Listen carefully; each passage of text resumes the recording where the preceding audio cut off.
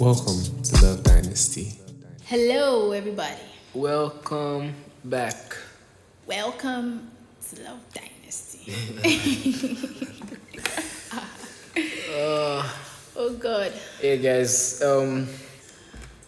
we hope everybody has been good. We hope you've had a great week. We hope you are doing okay, man. Really. Yeah. And yeah, if you listen to last week's episode, we started a conversation. Started a story. Oh, a story. Stop making fun of it now. Alright, and we'll continue the story today. But before that, Yeah. how has the week been for you? The week has been good actually. We've been having exams. For everybody that is listening outside OAU, we are OAU students and we've been having exams. Yes. Okay, for everybody who doesn't know what OAU is, OAU, Obafemi Awolowo University, is a Nigerian university. Yeah, and we've been writing exams basically. So that's how my week has been, preparing for exams. And they haven't been bad, but today's one was funny. So it's funny, but how has your week been? Well, it's the same department, so I'm going to say pretty much the same thing. Yeah. Exams, staying up all night and everything. But yeah, we are here. We out here. Yeah, and we're doing good. We're doing great. So, storyteller. Yeah. So last week we stopped at. Last week we started a conversation about the origin of man and our relationship with God. So you guys check that out if you haven't yet. You should actually listen to that before you listen to this. Yes. This is basically a part 2. Yes. So yeah. And for everyone who has been, following, listening. Shout out. Yay, we're shouting out to you and we say we love you so much. Yeah, we love you. Thank you very much. And as you're listening, don't listen alone. Share to people, Yeah. Yeah. Thank you very, very much for. I say thank you, Fairy. Thank you very much for, joining us on this journey. Yeah. Thank you very much. We appreciate you. So yeah, moving on. Man lost his relationship with God. Yeah. Humanity lost our relationship with God, and over history, over time, we've seen different ways of trying to get back to that relationship. 2 different means, but God created a solution like He promised. God promised a solution when man lost that relationship. Genesis has that story where God said He will bring back, humanity to Himself. And we're about to talk about that solution today. That's what we're talking about today. Yay. The man Jesus Christ. The man Jesus Christ. So Jesus was prophesied in the scriptures in the Old Testament by a lot of prophets. Different things were said about him, and really people, especially the children of Israel, believed that the Messiah was coming. They believed that this person who would change history was coming. But then Jesus came in the most irregular, but not even regular, this is below regular actually. He just came in the most unexpected for a Messiah kind of way. That's the word. Like, he was born in a manger. All we call manger in recent English. What's the word for manger? Like a barn? Like a barn, exactly. Yeah. Imagine the promised Messiah, like everybody expecting this guy, and then he was born in a barn. Can we even put a barn? A barn, a ranch. No, it can't be a ranch. A ranch is probably bigger. This is like sheep. Sheep, whatever. Anyway, My English is not good. Please, anybody that knows what a sheep is. So Jesus was born in that kind of like lowly state, and a lot of the expectations that people had at the time was not necessarily met. You know, when there's been a prophecy about somebody for years, about a person who will come and save the world. You know, I think Isaiah talks about him coming, being the wonderful counselor, the mighty God, the everlasting Father. Like, there was so much hype. Let me say. It's like, what would people expect? Exactly, what people expect? People expected like so much. And people expected so much like political power, that kind of thing. Maybe you'll be born in the palace or something. Yeah. Or raised in the palace and be political, be a king, be powerful in that sense. But Jesus was born in a manger to a virgin mother and a carpenter father. I don't know the context actually. I don't think carpentry was fancy. I don't believe that carpentry was fancy back then. So it's probably just like a regular job, like being a shepherd or something. Just like a middle class family. And yes, earlier I said virgin mother. Okay, immaculate conception by God, you know, God appearing to Mary, letting her know that from you will be the prophesied Messiah. So don't be scared when you start when your belly starts protruding. Oh my God. Like, think about it. Like you thought. Imagine there was no angel to tell her, and then boom. No. God is too loving to do that. He's too loving to do that. Yeah, and he was born in that kind of condition. Very, very strange, you know. Back in the days, you know, nobody would have actually believed Joseph and Mary that, this child was not just born out of wedlock. It's actually the prophesied Messiah. Nobody would have believed it. Like, okay, all right, sure, sure, okay, you know what you guys did, but okay, if that's the story you are going for, sure. Fine. It's okay. So, like, can I just imagine that kind of unusual birth? There's so many circumstances. There are so many circumstances, but even his birth. Okay. You know. Yeah, but even in those circumstances, there are some really miraculous things that happened. Yeah. You know, I think most people know the story of the wise men from the east that saw the star and followed it. That saw the star of Jesus and followed the star. So even like people who weren't necessarily Israelites or Jews had like a sort of spiritual understanding that something happened, you know. And like even in that very regular scenario, there was a hint of supernatural. Yes. There was a hint of something special. Like they knew it was special. I'm pretty sure the shepherds in the manger knew that this was a special child. There was just something about him, right? And then he grew up. The Bible talks about him having favor with men, him having favor with God. So he grew up in this regular environment, but there was just always something special. Why laughing? Time. The experience, you know, that I was no longer with them. Yeah, tell us.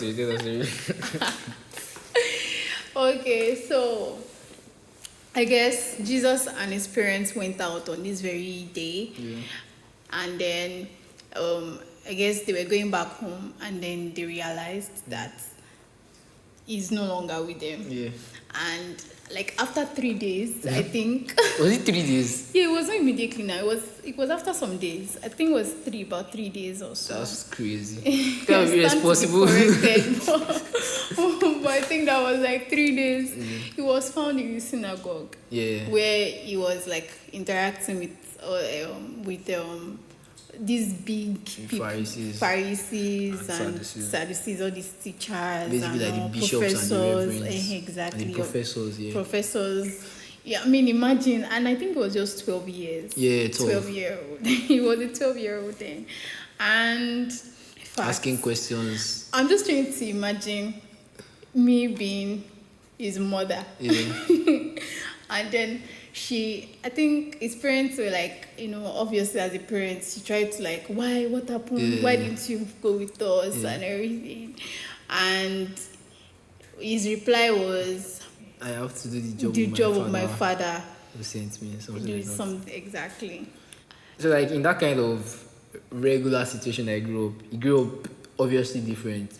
And context, some historical context to him talking to Pharisees in the temple. That was actually how they used to learn back in the days in ancient Israeli culture. Their sort of learning process was question and answer. Yeah.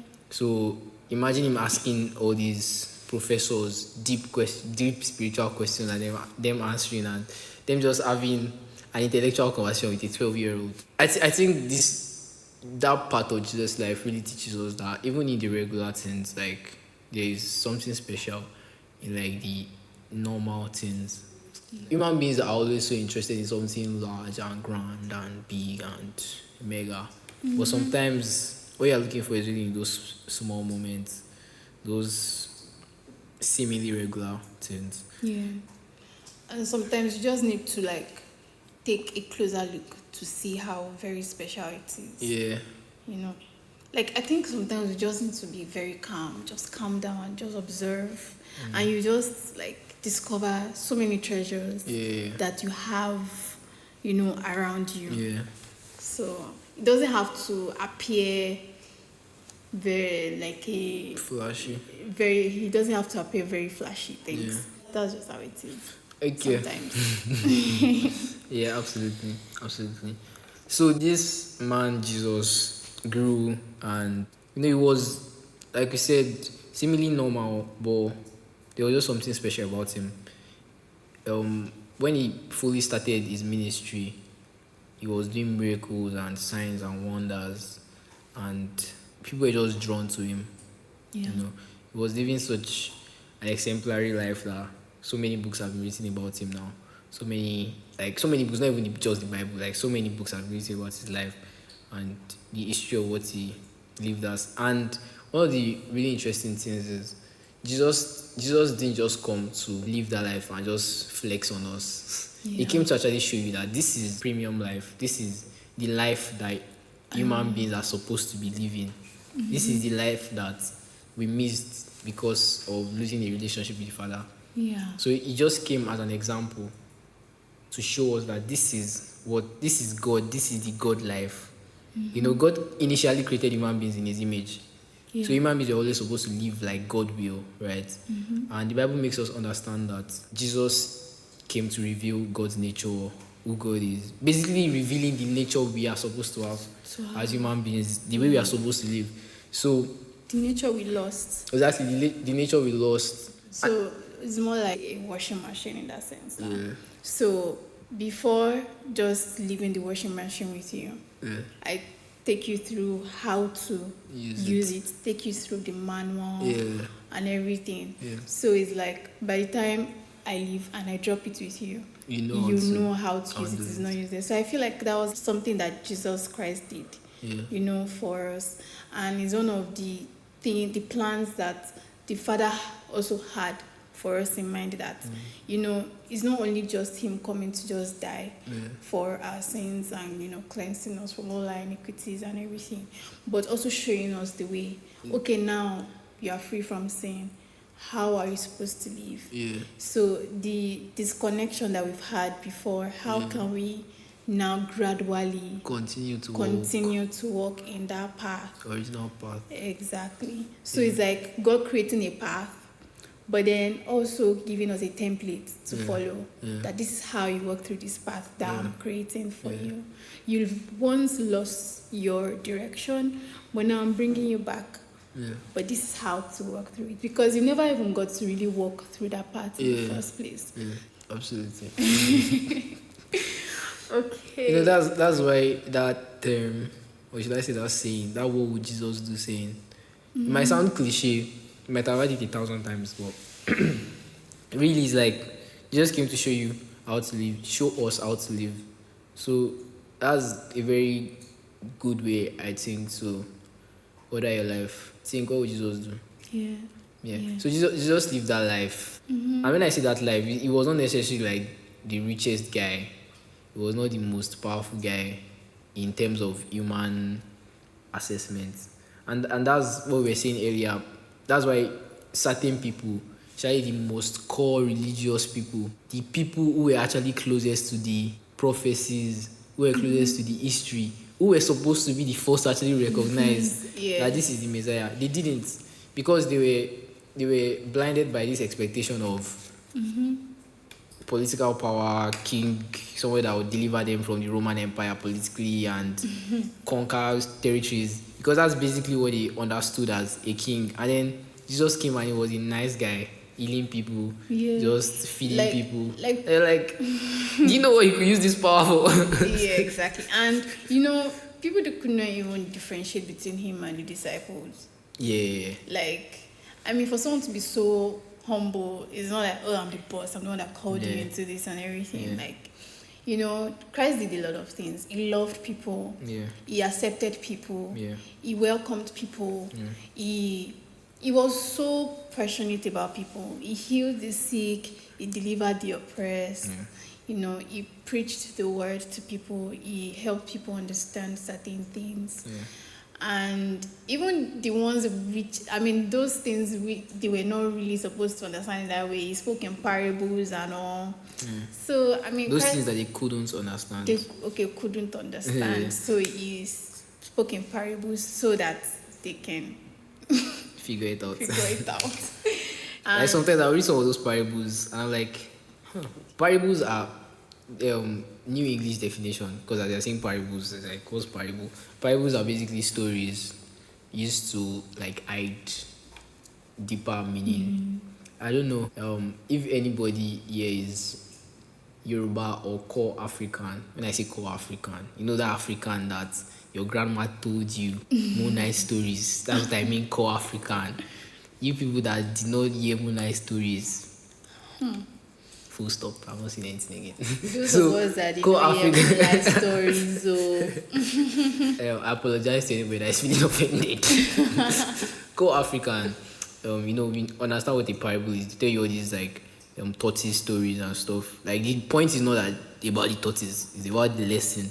So Jesus was that person who actually told a couple of stories like that, just to make people understand how to live their lives, the best way to live their lives. And that's why when we talk about, in the last episode, we talked a lot about religion, how religion is not the best thing, how relationship with God is the best thing. Like, that's actually what we are talking about.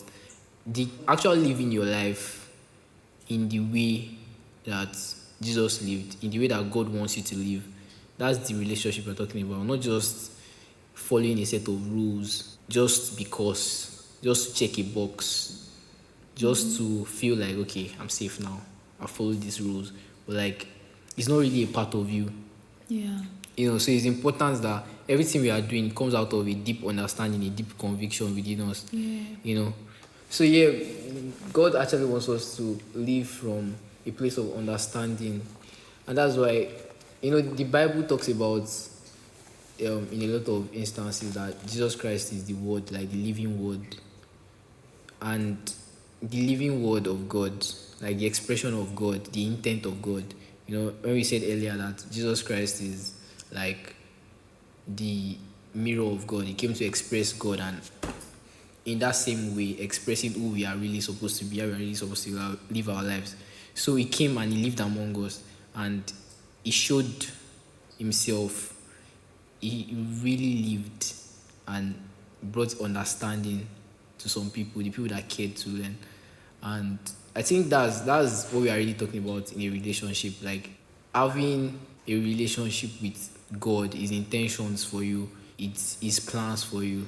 Yeah. And that comes from like having an understanding of the word. So when we talk about relationship, we're not just talking about feelings. Oh, I love God, and some people will say, I have a relationship with God, and it's like, how? Okay. Through what? In what way? I don't see any Exactly. Full stop. Yes. So yeah, Jesus Christ basically came to the world and did all that. And mind you think, as we've been talking since, that everybody will be a fan of him. No. There were people literally out to get him and kill him. Why? because he was going against what people thought was the way. He was going against a lot of the religious things that people thought was the way, a lot of the things that people used to hold themselves back or to limit themselves. For example, quick example. There was a time Jesus Christ was moving with his disciples and people that followed him. And then there was this tax collector who reached out to him. Context. A tax collector is like, let me give an example. Think about, for everybody in Nigeria will probably understand this. Think about those guys when you're at the bus stop, maybe you want to take a bike or a bus. Those guys that collect money from all these bike guys, those guys that annoy a lot of people. Yeah. Think about somebody like that, but somebody like that is richer and he actually is very successful in that business. They are not people that are typically liked in society. Yeah. They are seen as people that are extorting people or whatever. And Jesus actually went to that person's house. Yeah. Think about that. Like the person who people expected to be the prime standard for religion that will carry all the judgments and everything and it's and typical I mean the whole Jesus religiosity on his head. He was the kind of person that went to a tax collector's house. He was the kind of person who a prostitute came and was washing his leg with her hair and oil. That story is crazy. You guys should look it up. Like, imagine that kind of person. And people were trying to rebuke this woman. And Jesus was like, no, don't. Like, can you just picture that? Yeah. The person that people thought to come and be the typical religious guy. And he was hanging with commoners. Yeah. He was the kind of person that, I don't know if everybody knows about leprosy. Leprosy back in the days was really terrible. You couldn't touch. So, I think even till now, you can't touch a leper now. Yeah, you have to be isolated somewhere. He went out and touched the leper so that he could heal the person. So imagine that kind of person. So it's so not typical of what you expect. And the fact is that everything that was fueling his actions was just his love for people, to care for people, to show people the way. Yeah. Like it was not just, oh, I'm powerful and just sitting and just, oh, I am holy and just avoiding everybody so that they won't stain his holiness. No, he was out there. Yeah. Another one that really like got to me is the Madman of Gadara. Like the Madman of Gadara. Yeah. It's like, that's like somebody that people that would like giving up on. Society it's give like, up on. no hope. Oh.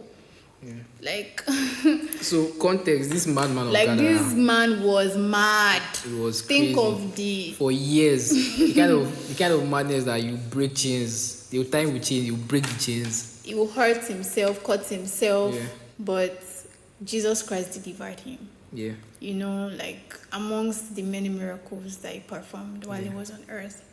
And, you know, you delivered him. And I think at the end of the day, the man became like an evangelist or something, telling people about Jesus. Christ and Jesus and everything.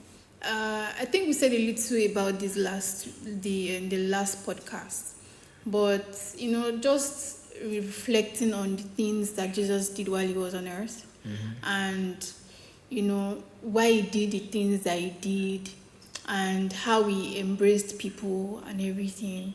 I think we're just trying to say here that it doesn't matter how much mess you think you're in right now. Yeah. It doesn't matter how deep you think you are in whatever it may be, the sin or whatever it may be. You know, it's not a matter of What you've done, like what you've done, who you are, like, or what you can do. I mean, he just loves you, and he just wants you to come into his loving arms so that he can embrace you, you know, so that he can love you.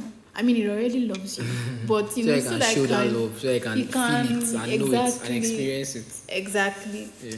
John 3:16, but when we look at verse 17, it says like God didn't send like Jesus to the world to condemn.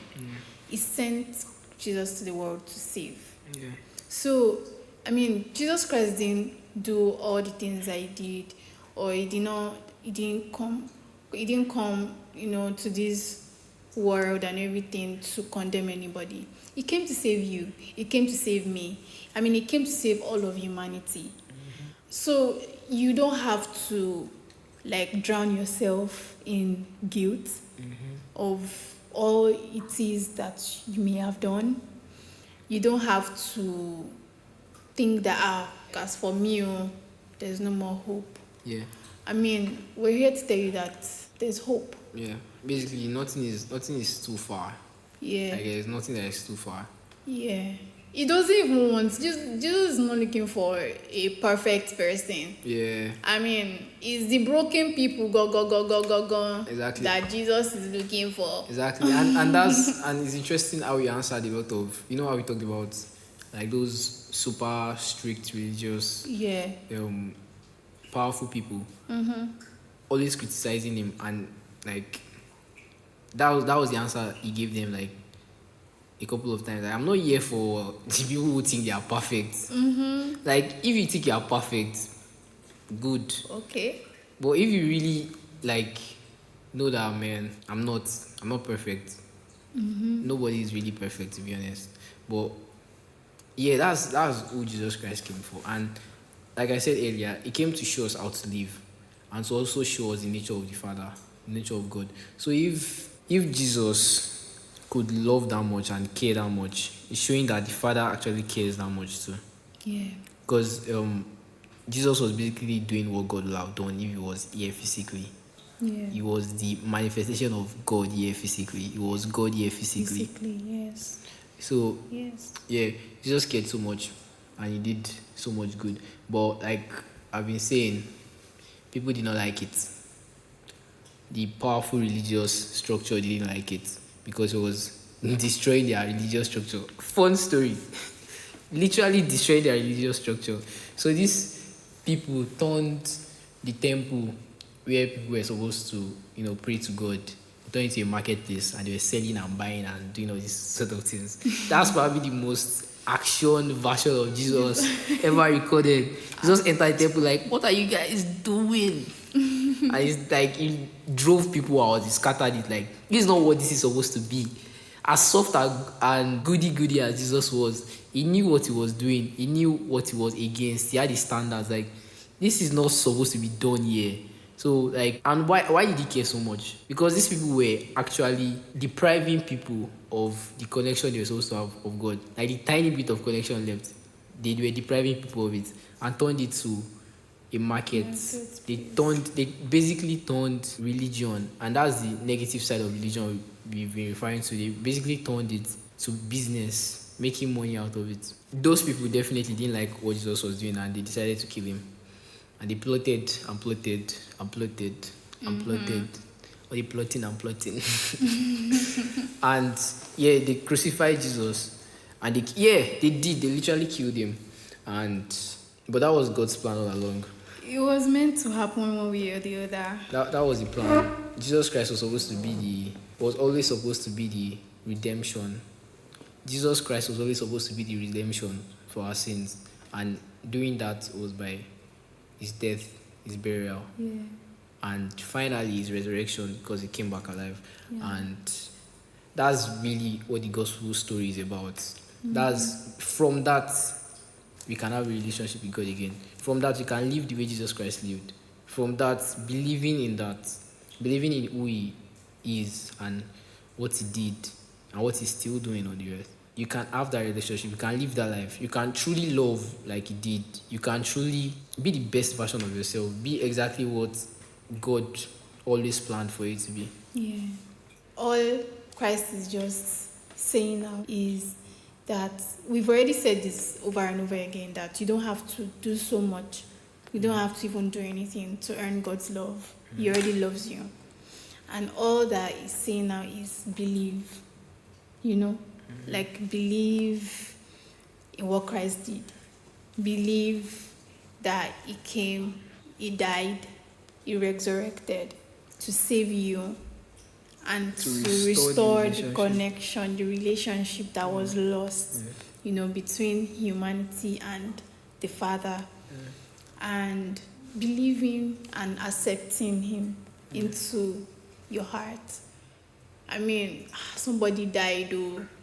He died new.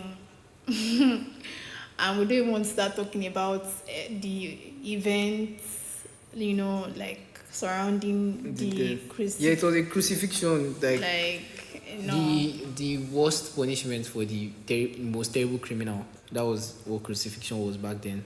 And trust me, if Roman soldiers crucify you, fam, it's not a pleasant experience. But yeah, that was it. Like he basically took on our sins. He basically took on. I mean, like we've been saying, it's not like he did anything wrong, but they framed him because it was affecting the religious structure. So that's basically it. Living in Jesus restores that relationship, and really, that's just the best way to live the best life you can live. We started off this podcast with this story because there is nothing else we want to talk about on this podcast. Yeah. This is like the door into it. To be honest, Yeah, this is the door into it. foundation. This is the way to come into that. If you are already a believer, keep firing on, and always remember that it's not about what you will do. When you got saved, it's not because you did something. So it's all about that communion with God, that fellowship with His Word. Always remember that. And if you are not a believer yet, we would really like you to accept Jesus Christ. Receive that life, believe, and it's honestly just a life transforming thing. Your life changes totally for the best. Yeah, God is a very patient person. Like he's not going to rush you or anything. He's going to like be with you through every step that you take. Yeah. Be it tiny steps, be it big steps. Every step that you take is always going to be there with you. That's why we keep. I don't know. We've talked about like relationship, religion like 1,000 times, but that's actually the difference. That's the line we are trying to draw. We're not just trying to say, oh, religion is bad. It's not all bad in itself. No. But the line and the point is that the thought process of the bad side of religion is just you have to do this, you have to do this, you have to do this. But God is basically calling you to come.